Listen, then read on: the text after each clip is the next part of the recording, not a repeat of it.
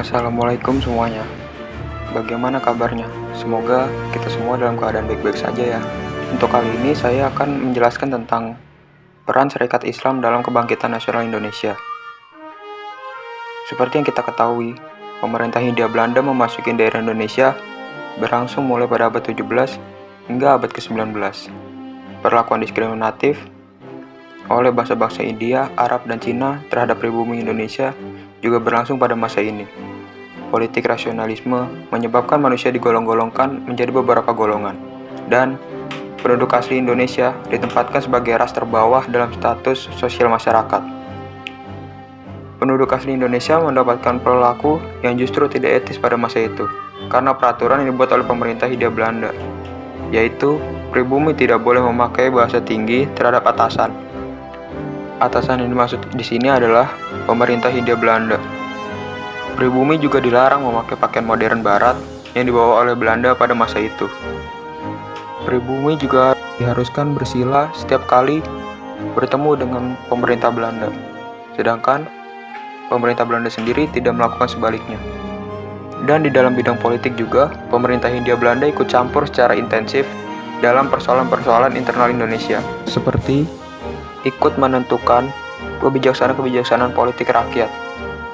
Dan dalam bidang ekonomi juga pemerintah Belanda membuat suatu kebijakan, yaitu memberi kebebasan berdagang bagi orang-orang Cina. Melihat keadaan tersebut, akhirnya menimbulkan perlawanan melenyapkan penjajahan dari bumi Indonesia. Dan masyarakat saat itu sadar diri bahwa jika melawan dengan secara fisik, mereka akan kalah karena ketertinggalan senjata-senjatanya, yang dimana pemerintah Hindia Belanda dan masyarakat Hindia Belanda berperang dengan alat-alat modern. Dan akhirnya Indonesia memunculkan ide baru, yaitu dengan membuat satu perkumpulan yang disebut Serikat Islam. Dan disinilah awal perjalanan Serikat Dagang Islam dimulai.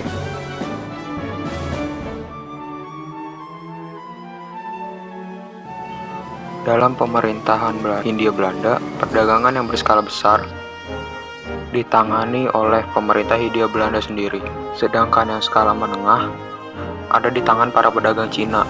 Mereka mendapatkan kepercayaan dari pemerintah Belanda untuk menangani segala kebutuhan pemerintah Hindia Belanda. Dan pedagang Jawa tergolong pedagang kecil, tetapi berada dalam kelompok besar yang tersebar sampai di pelosok daerah Jawa. Orang Cina yang berada di golongan menengah merupakan pedagang migran.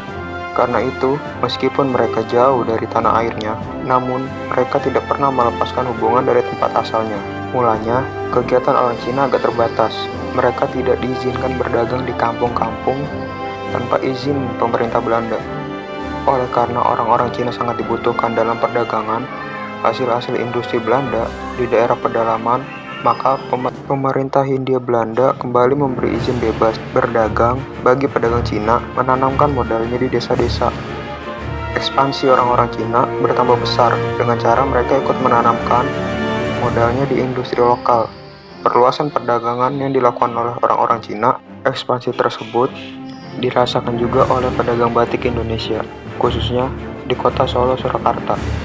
Mereka juga merasakan tekanan ekonomi dari pihak orang-orang Cina. Hal ini dirasakan oleh orang-orang pribumi yang mempunyai perusahaan batik karena bahan batiknya harus dibeli dari pedagang Cina. Melihat pergerakan Cina tersebut, Haji Saman Hudi berusaha memperbaiki keadaan. Untuk itu ia mendirikan sebuah organisasi yang dinamakan Serikat Dagang Islam. Mengenai pendirian SDI sendiri, banyak pendapat tentang tahun pendiriannya. Tetapi Haji Saman Hudi memberikan keterangannya, yaitu dengan ikhlas untuk kemurnian sejarah pergerakan Indonesia. Dengan ini saya terangkan bahwa SDI dilahirkan pada tanggal 16 Oktober 1905 di rumah saya di Kampung Sandokan, Solo, dengan 8 orang teman, yaitu Saudara Sumarwardoyo Wiryotirto, Suwandi Suporanoto, Jermani Zarjo Suwarto, Sukir, dan Mertodikono.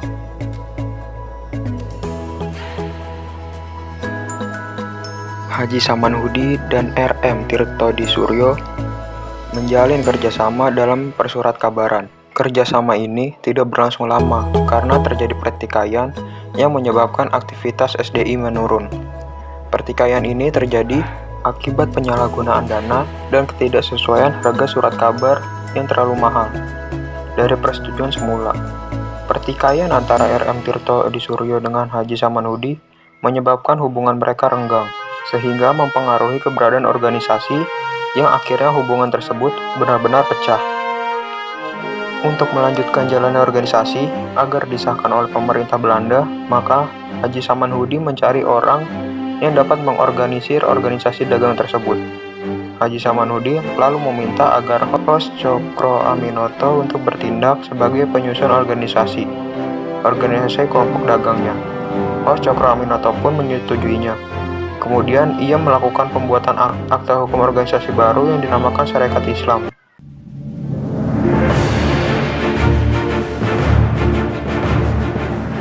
Akta hukum tersebut dibuat atas namanya sendiri pada tanggal 10 September 1912.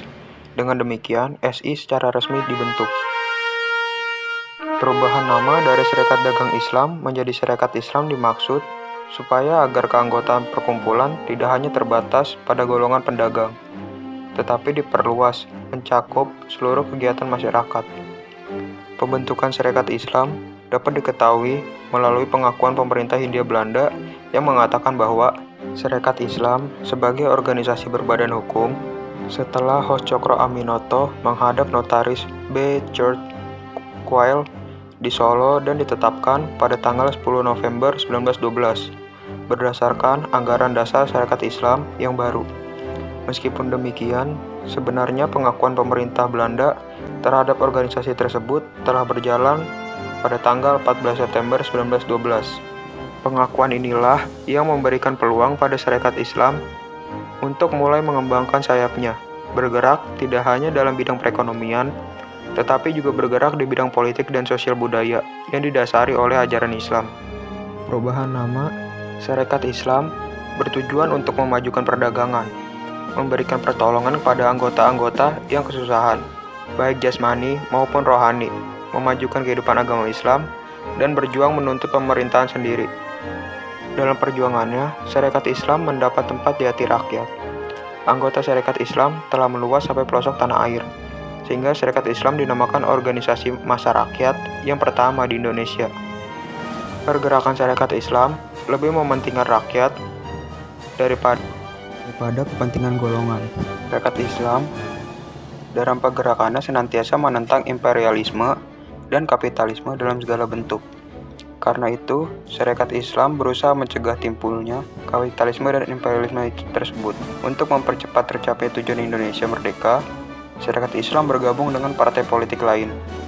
Dengan kondisi yang demikian itu, Sarekat Islam turut ambil bagian dalam percaturan politik, ekonomi, dan sosial budaya yang sangat besar di dalam pergerakan nasional Indonesia.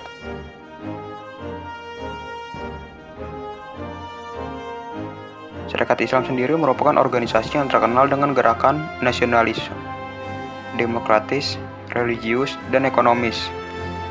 Dalam waktu singkat, perkembangan Sarekat Islam telah menyebar ke seluruh lapisan masyarakat.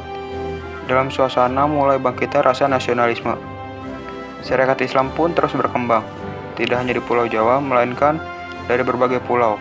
Sarekat Islam yang awalnya didirikan dengan maksud untuk membela kepentingan pedagang-pedagang Indonesia dari ancaman pedagang Cina, akan tetapi kenyataannya menunjukkan bahwa kegiatan lebih luas dari maksud semula. Ia seolah-olah merupakan isyarat bagi rakyat untuk memulai suatu gerakan melawan semua kepincangan dari ketidakadilan yang menimpa rakyat Indonesia, baik yang datang dari pemerintah Belanda, saudagar-saudagar Cina, maupun dari kalangan bangsa sendiri yang bekerja sebagai pengawal pemerintah Belanda. Dalam Kongres Sarekat Islam pertama yang diadakan pada bulan Januari 1913 di Surabaya, ditegaskan bahwa Sarekat Islam bukan partai politik. Untuk menjaga agar Sarekat Islam tetap menjadi organisasi rakyat, dilakukan pembatasan terhadap masuknya pegawai negeri sebagai anggota. Pada Kongres Sarekat Islam kedua, Sarekat Islam menegaskan tujuannya yakni akan menuju kemerdekaan. Namun perumusan tersebut belum dipertegas dan diperjelas, sehingga dikhawatirkan akan membawa dampak terhadap Sarekat Islam. Di Kongres kedua ini juga disinggung masalah Volksraad, yaitu Dewan Perwakilan Rakyat, yang sedang dalam pembentukan. Lalu diadakan juga Kongres ketiga. Lalu selain itu juga diadakan Kongres Serikat Islam Nasional pertama, yaitu tanggal 14 sampai 17 Juni 1916 yang dipimpin oleh Host Cokro Aminoto. Kata nasional dimaksudkan bahwa Serikat Islam menuju ke arah persatuan yang teguh dari semua golongan bangsa Indonesia.